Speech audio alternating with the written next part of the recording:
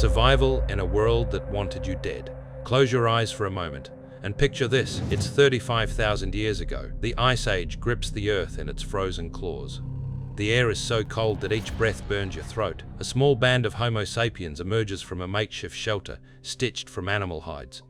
Snow crunches beneath their feet. One man checks the sky for signs of weather. A woman inspects the meat hung high on a wooden frame to keep scavengers away, and children gather near the fire, feeding it carefully so the embers don't die. There are no supermarkets, no heaters, no second chances. Survival depends on skill, memory, and quick thinking, the kind of intelligence most of us have lost. We often imagine cavemen as slow, grunting primitives. Hollywood gave us fur-clad brutes dragging clubs. Reality? They were engineers of survival. Their brains were as large as ours. In fact, Neanderthals had slightly bigger brains than modern humans, averaging 1,500 cubic centimeters compared to our 1,030-50. But size wasn't their only advantage. It was how they used it, to adapt to a world that demanded constant awareness. Fire.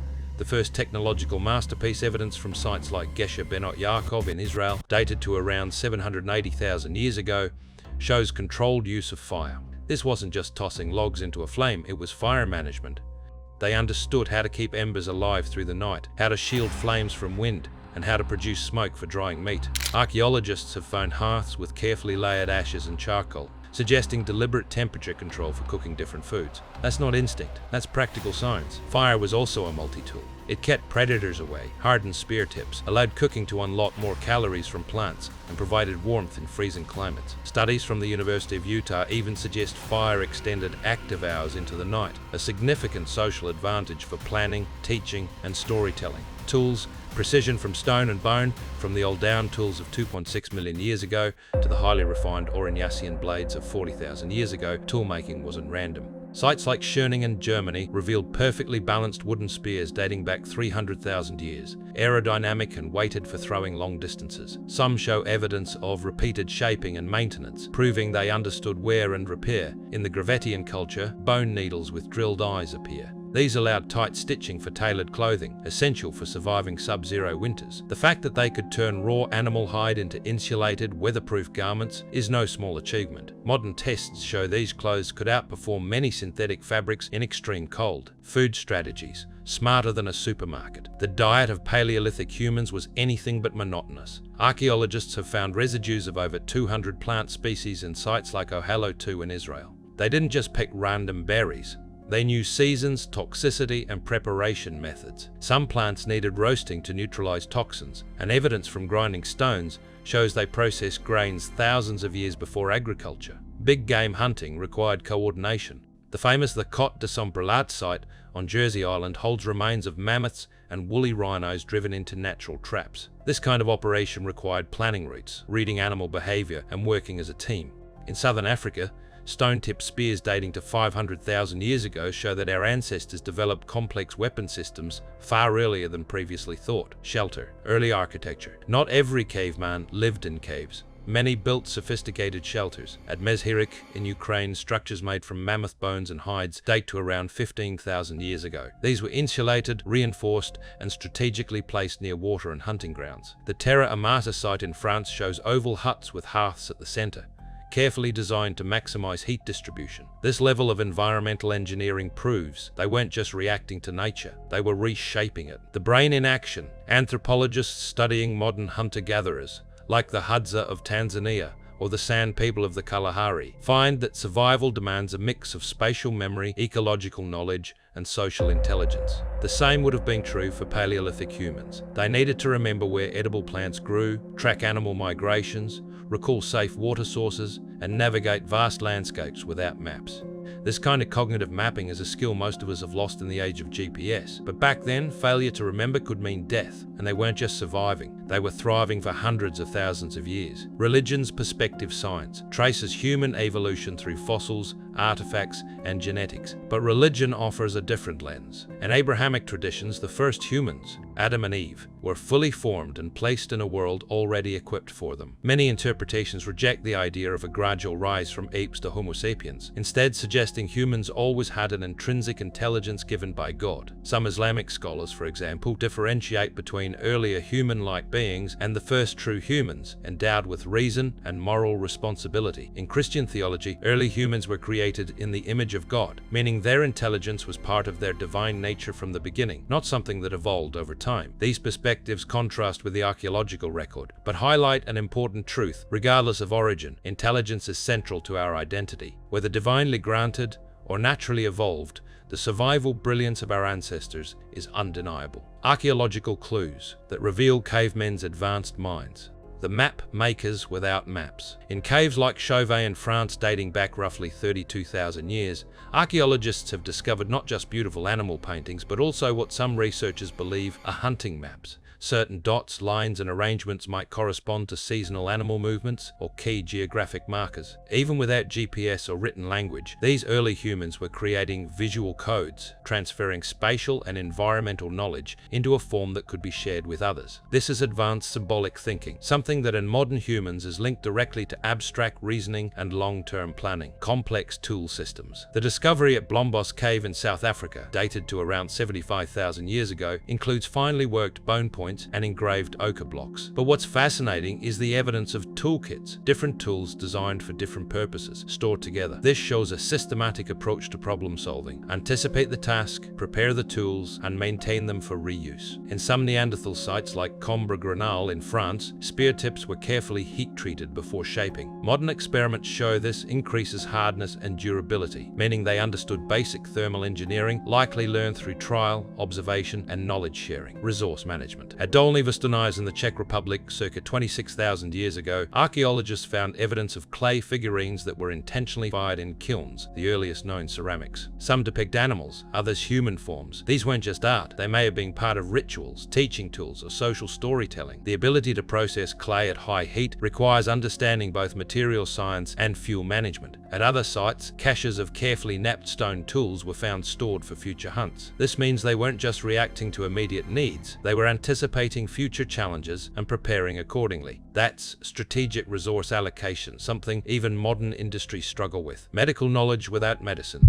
In 2017, researchers analyzing Neanderthal dental plaque discovered traces of poplar, a natural source of salicylic acid, the active ingredient in aspirin, alongside evidence of mold with antibiotic properties. In another burial site, Shanidar Cave in Iraq, a Neanderthal skeleton showed evidence of long-term survival despite severe physical disability. This suggests others cared for him, possibly using medicinal plants. This kind of healing knowledge required deep environmental awareness, knowing which plants could help and which could kill, and when and how to harvest them. Architecture with purpose. The Brunekel cave discovery in France, dated to 76,000 years ago, shocked researchers. Deep inside, far beyond natural light, Neanderthals had arranged broken stalagmites into circular structures. This would have required artificial lighting, coordinated effort, and possibly even a social or ritual purpose. In Siberia's Arctic Yana site, mammoth bone houses were oriented to block prevailing winds and maximize warmth from internal fires. This shows applied environmental design. They weren't just building shelters, they were engineering microclimates. Trade and networking artifacts like Mediterranean shells found hundreds of kilometers inland suggest long-distance trade routes. In East Africa, obsidian tools were found transported over 100 kilometers from their origin point. This isn't random wandering, it's evidence of structured trade networks, or at least agreed exchanges between groups. This kind of network requires trust, communication, and mutual benefit, the foundation of all later civilizations. Religion and symbolism. While science reads these as symbolic artifacts, religious perspectives interpret them differently. From a religious lens, early human symbolic behavior could reflect an innate spiritual awareness given from the very start. For example, in Christian tradition, humans are seen as inherently spiritual beings from creation, so cave paintings and burial rituals might be expressions of that God-given nature. In Islamic tradition, Adam and his descendants were aware of divine instruction, so symbols might reflect attempts to remember or transmit moral and spiritual lessons. In indigenous traditions worldwide, art and ritual objects often hold sacred meaning, tied to creation stories, spirits, or natural forces. Whether we frame it as spiritual instinct or symbolic thinking, the fact remains they were capable of abstract ideas beyond survival. The mathematics of the hunt at sites like Ashango in the Congo circa 20,000 years ago, bone tools with carved notches appear to represent tally systems, possibly for tracking moon cycles, days, or kills. These tally marks suggest an early grasp of numerical thinking. If you're planning a seasonal hunt, knowing when animals migrate and being able to predict it mathematically is an advantage. Some researchers argue that spear throwing distances and angles also imply a form of unconscious physics. You can't hit a moving gazelle from 25 meters away without instinctively calculating trajectory, speed, and wind. Skills honed through repeated, careful practice. Social intelligence. One of the most overlooked aspects of caveman intelligence is social management. Living in small, tight-knit groups meant constant negotiation of roles, responsibilities, and conflicts. The ability to cooperate on hunts, share resources, and care for children while avoiding group collapse required emotional intelligence and leadership. Anthropologists note that in such groups, memory and oral tradition were the glue. A skilled storyteller wasn't just entertainment, they were the keeper of survival wisdom, history, and moral codes. Religion's counterpoint on intelligence. Religion offers an alternative to the gradual intelligence model. From a theological view, the first humans may have been just as intelligent as we are today, perhaps more so, because their minds weren't clouded by modern distractions. In this frame, the archaeological evidence doesn't show evolution of intelligence, but continuity of intelligence. That humans were always capable of remarkable ingenuity. Why modern humans might be less capable? If we strip away our smartphones, electric grids, and grocery stores, how many of us could survive more than a week? It's an uncomfortable question, but it's exactly the one that proves why cavemen might have been more capable, resourceful, and even smarter in the ways that matter most. The skill gap. A Paleolithic human could build a shelter from raw materials in a single day, identify hundreds of edible plants, and track multiple species of animals, start and maintain a fire without matches or lighter fluid, navigate without maps, satellites, or street signs, hunt, butcher, and cook meat safely without refrigeration. Most modern humans, especially in urban environments, would fail at even one of these without a YouTube tutorial. Cavemen didn't just know these skills, they mastered them through daily repetition, with no margin for error. Brain efficiency versus brain dependency. Neurological studies suggest that human brains have slightly shrunk over the last 30,000 years, possibly because our environments no longer require the same survival problem-solving intensity. Where a caveman needed to recall exact landmarks, seasonal patterns, and migration cycles, we rely on Google Maps and weather apps. In other words, cavemen's memory was a survival tool. Ours is outsourced. Resilience and adaptability. Cavemen faced real-time adaptation.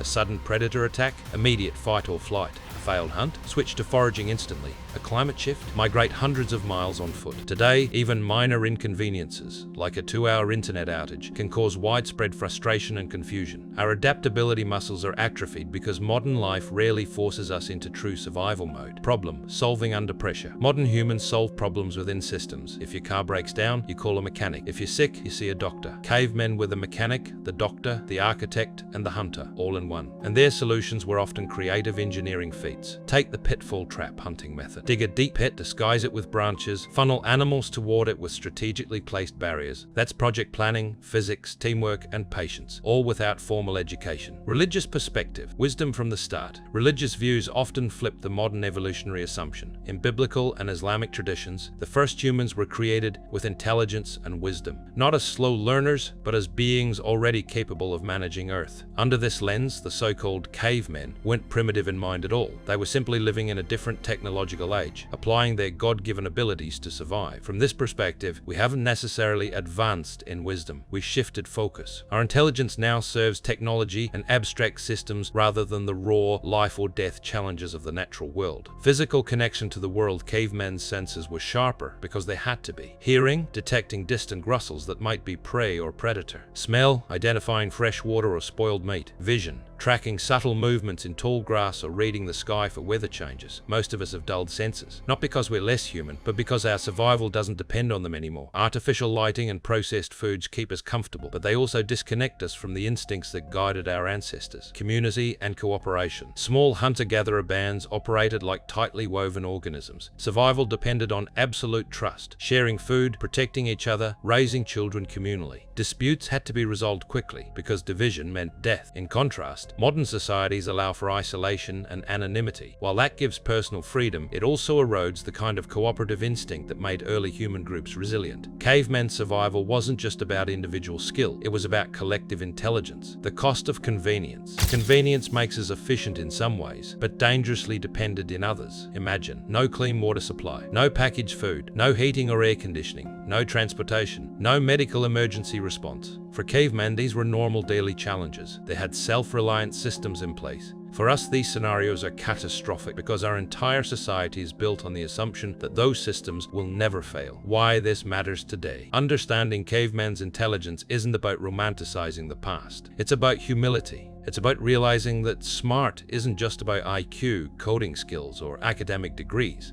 It's about the ability to survive, adapt, and thrive in whatever environment you're placed in. By that measure, Paleolithic humans were operating at genius level in their own world. The balance between then and now. We don't have to give up modern life to reclaim some of that ancient intelligence. Skills like foraging, basic shelter building, and navigation are still learnable, and practicing them connects us back to the resilience that shaped our species. If we ever faced a world-shaking crisis, the kind that knocks out technology and infrastructure, the people with even a fraction of cavemen's skills will be the ones to lead the rest. Final, religious context. From a religious point of view, perhaps the real proof isn't that cavemen were smarter than us, but that human intelligence has always been remarkable. Whether one believes that intelligence evolved over millions of years or was divinely bestowed at the dawn of humanity, the fact is the same. Our ancestors lived with an understanding of the world that most of us have lost. Their intelligence was applied to survival. Ours is applied to innovation. The challenge is to blend the two, because the future may demand both. Lessons from the minds of our ancestors. We've looked at the skills, the intelligence, and the resilience of cavemen, but now it's time to see the bigger picture. This isn't just about comparing then and now.